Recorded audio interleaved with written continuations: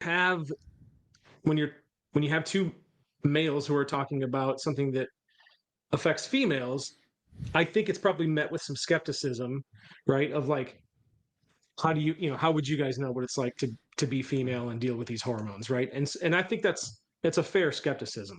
So I just want to say that, as we go throughout this episode, the intention here is not in any way to, invalidate anyone's experience or say that any of your beliefs, if those beliefs are challenged in this episode, it's not to, say that you're wrong. It's really just we can present the data and science that we know about this so that you can apply that knowledge going forward so that you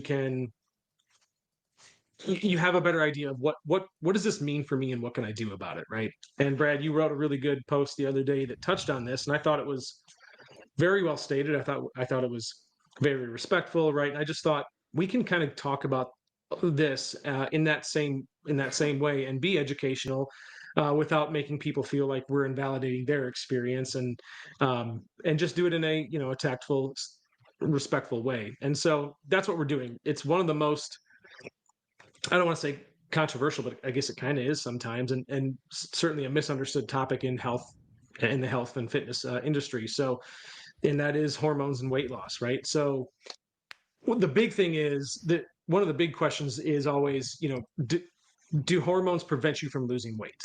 So we'll get into that. And I think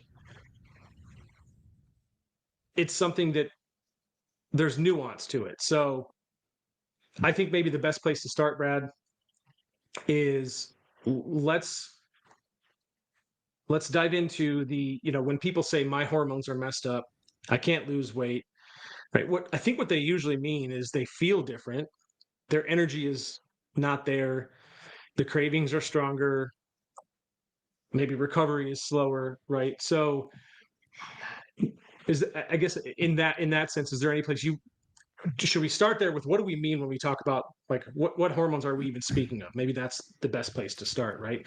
And like how would you explain the difference between these hormones and influencing weight loss, etc.? That's kind of two questions, but I think that Yeah. might be the best place to start.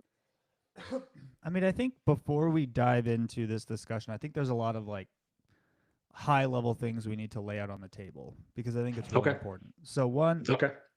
we're going to talk about a lot of different hormones in this discussion, not just like obviously the topic du jour is menopause, perimenopause, whatever. Yeah.